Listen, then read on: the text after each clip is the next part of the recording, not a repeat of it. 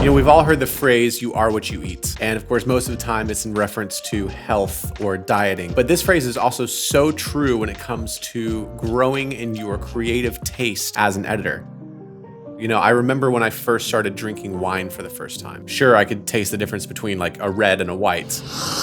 This is a white. But, you know, it took a minute to feel the difference between a Merlot and a Cabernet, and even longer before I could maybe, begin commenting on the tasting notes of each bottle. All these details that really helped me start refining what specifically I liked to drink. You know, coming back to us as editors and ultimately filmmakers, there are two practical things that you can do for yourself to help grow your taste. And the first is pretty obvious. It's to watch a lot of content, the good, the bad, the ugly, all of it. Because I believe that maturity in taste comes from experiencing enough of something to start telling the difference in the details and understanding not just this is good or this is bad. These muffins taste bad. But getting familiar enough with the subtleties of something to be able to describe exactly why. What made that video good or bad? What specifically was it that hooked me? Was it a mystery that wasn't revealed till later? Was it, a music choice or a lack of music choice? I think about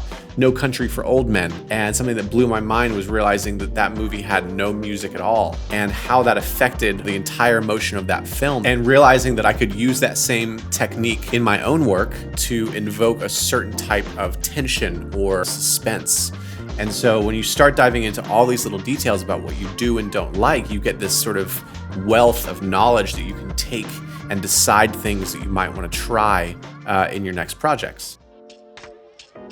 Now, as you sort of, amass this sort of catalog of videos that you've watched and experienced and taken sort of mental notes on, you'll naturally begin creating sort of a mental list or a gallery of videos and images that stand out to you as your favorites. Vimeo for me is a place where I go and I watch videos, and I don't just watch them, but I, like them so that I have this library later on to reference this whole catalog of ideas that I might want to pull from. Same thing even with Instagram. The bookmark feature, I use that constantly. And if I go back to my Instagram at any point, I can see hundreds, if not thousands by this point, of videos or images or design cues that I want to experiment with. So whenever I get to these dry spots, I can sort of revert back to this sort of catalog of good taste, right, that I've built over the years. I'm including a full page of some of my favorite videos and edits that have impacted me over the past few years.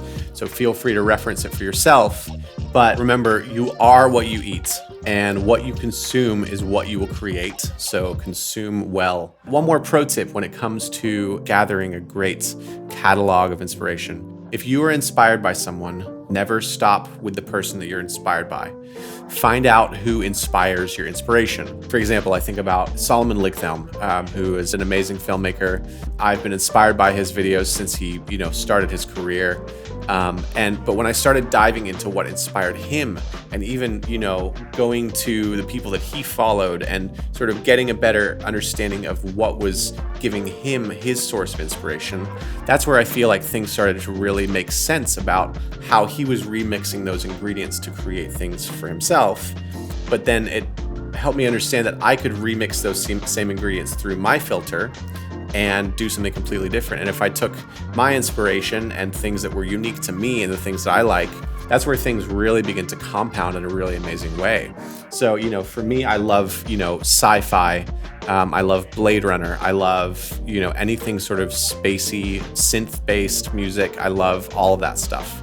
And so when I could look as basic as, Tron Legacy, which was a movie that changed my life when I was a kid, or I could dive even deeper and realize that Tron pulls a lot from Stanley Kubrick and 2001: A Space Odyssey. And, and then if I wanted to go even further, I'd be curious to find out what Stanley Kubrick is inspired by. If you go down that rabbit hole and find the sort of key ingredients that make up the things that inspire you, you can begin sort of creating your own dishes in a much more interesting way. Kind of went off on a tangent here, but I hope that this all makes sense.